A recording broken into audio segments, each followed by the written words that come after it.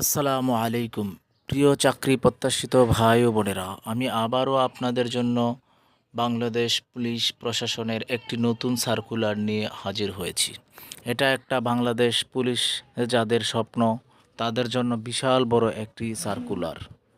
যারা অনেক দিন ধরে অপেক্ষায় আছেন একটি পুলিশের চাকরি নেবেন, তাদের জন্য এই সুযোগ।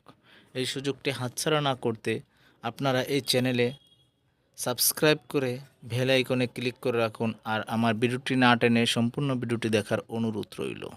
চলুন তাহলে কথা না বাড়িয়ে সার্কুলারটি দেখে নিন। সার্কুলারটি বাংলাদেশ পুলিশ প্রশাসন থেকে আপলোড দেওয়া হয়েছে।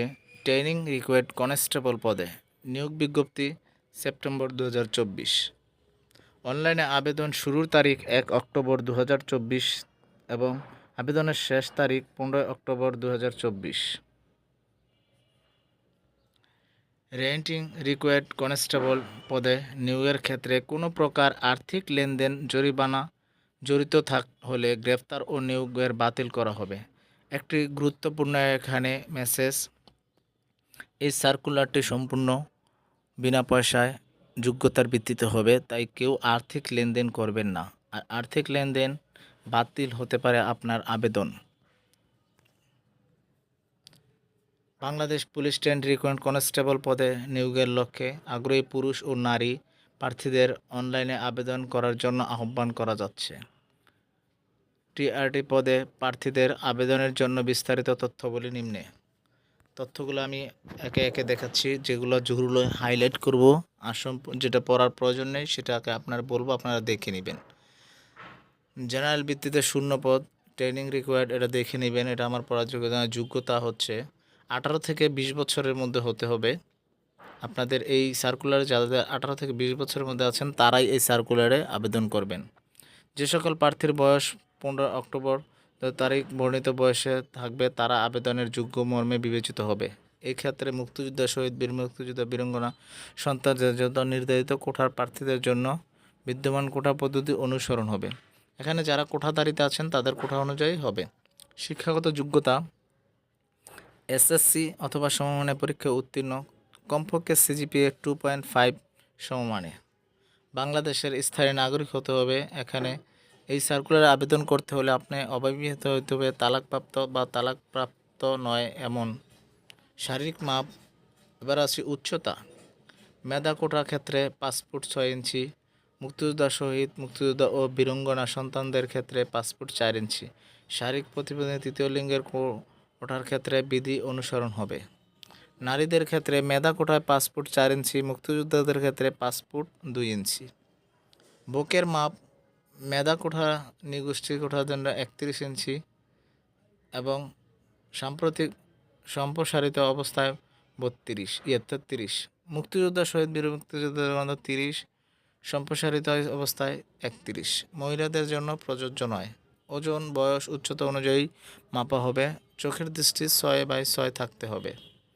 অনলাইনে আবেদনের নিয়মাবলী police.teletalk.com.bd এই ওয়েবসাইটে আবেদনটি পূরণ করবেন।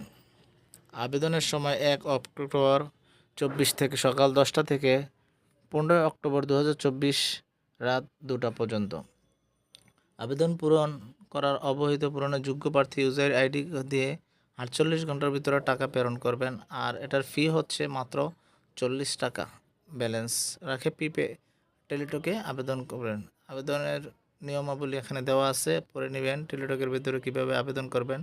নির্বাচিত প্রার্থী, এবার আসি নির্বাচনের পদ্ধতি। এগুলো প্রিলিমিনারি অনলাইনে আবেদনের প্রার্থীর মধ্যে নির্ধারিত নিয়োগের ক্ষেত্রে প্রিলিমিনারি স্ক্রিন এবং এর মাধ্যমে নির্দিষ্ট যোগ্য প্রার্থী শারীরিক মাপ, কাগজপত্র যাচাই, শারীরিক সক্ষমতা যাচাই, তারপরে এর জন্য বাছাই করা হবে। বাছাইয়ের প্রার্থীদের আবেদন উল্লেখিত মোবাইলে SMS।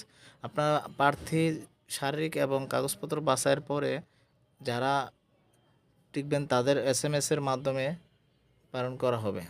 তারপরে ইউজার আইডি, পাসওয়ার্ড ব্যবহার করে পুলিশ.এই ওয়েবসাইটে প্রকাশ সিরিয়াল নাম্বার, পদের নাম, ছবি, পরীক্ষার তারিখ, সময়, স্থান, কেন্দ্র ইত্যাদি তথ্যগুলি অ্যাডমিট কার্ড 2 কপি প্রিন্ট করতে হবে।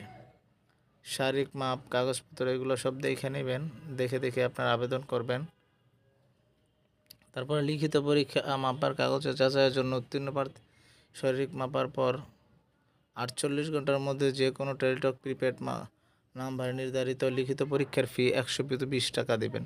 প্রথম ফিটা হচ্ছে 45 টাকা 40 টাকা, এটা হচ্ছে আপনার শারীরিক মাপের জন্য। তো উত্তীর্ণ হওয়ার পরে আপনারা 120 টাকা দিয়ে আবার লিখিত পরীক্ষার জন্য একটি আবেদন ফি পূরণ করবেন। দুটি SMS এর মাধ্যমে যে আবেদন ফি এর নিয়ম হলে আরটিসি স্পেস ইউজার আইডি লিখে 16 পাঠিয়ে দেবেন। তারপরে আসার পরে ফ্রিতে SMS-এ পাসওয়ার্ডটা দিয়ে দিবেন। এই ছিল পরীক্ষার নিয়মাবলী। এখন আরও কিছু নিয়মাবলী আছে, আপনাদেরকে দেখে দিচ্ছি। প্রয়োজনীয় সনদসমূহ কী কী কাগজপত্র লাগবে। প্রিলিমিনারি রিকোয়ার্ডের মাধ্যমে বাছাইকৃত যোগ্য প্রার্থীদের শারীরিক মাপ কাগজপত্র যাচাই, অ্যাডমিট কার্ড, চারিত্রিক সনদ, নাগরিক সনদ, অভিভাবকের সম্মতি, জাতীয় পরিচয়পত্র, ছবি, মুক্তিযোদ্ধা, শহীদ মুক্তিযোদ্ধা, শারীরিক প্রতিবন্ধী, তৃতীয় লিঙ্গ, চাকরিতে প্রার্থীর অনুমতি, প্রশিক্ষণসমূহ, সুবিধা, নিয়োগাবলী এগুলো দেখে নেবেন। সাধারণ নির্দেশনাবলীগুলো পড়ে নেবেন। শারীরিক মাপার কাগজপত্র কী কী এগুলো দেখে নেবেন। এবার আসি নতুন আরেকটি গুরুত্বপূর্ণ হাইলাইট করি আমি, যে জেলার কবে কবে এটার লিখিত পরীক্ষা এবং শারীরিক পরীক্ষা কাগজপত্র পরীক্ষা কবে হবে।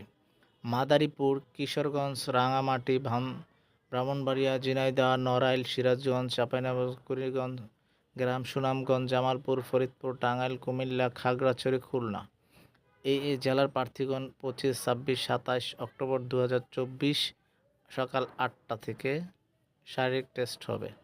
লিখিত পরীক্ষা 12 নভেম্বর 2024 10টায়। মনস্থান মানে মৌখিক পরীক্ষা 19 নভেম্বর 10টায়। সাতক্ষীরা, নওগাঁ, জামালপুর, শরীফগঞ্জ এই জেলাগুলো আপনারা দেখে নেবেন। এগুলো পড়লে ভিডিওগুলো অনেক লং হয়ে যাবে, আপনারা বিরক্ত বোধ করতে পারেন, তাই আমি আর পড়ছি না।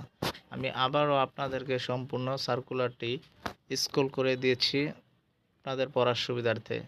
আস্তে আস্তে আমি কিছুক্ষণ স্লো করে আপনাদেরকে দিচ্ছি, আপনারা সার্কুলারটি দেখেন, দেখে পড়ে বুঝেন। তারপরেও যদি আপনাদের কোনো সমস্যা হয় আমাকে কমেন্ট করবেন। কমেন্ট বক্সে কমেন্ট করার পরে আমি আপনাদেরকে কমেন্টের উত্তর দেব। যদি তারপরও না বুঝেন আপনার সাথে আমি সরাসরি যোগাযোগ করে আপনাকে প্রয়োজনে আমি আপনার আবেদনটি করে দেব। এ ছিল আজকের সার্কুলার। যারা এখনও আমার চ্যানেলটি সাবস্ক্রাইব করেননি অনুগ্রহ করে চ্যানেলটি সাবস্ক্রাইব করে লাইক করে কমেন্ট করবেন, আমার পাশে থাকবেন, যাতে আমি প্রতিনিয়ত উৎসাহিত পাই আপনাদের প্রতিনিয়ত নতুন নতুন সার্কুলার দেওয়ার জন্য। সবাই ভালো থাকবেন, সুস্থ থাকবেন। আল্লাহ হাফেজ।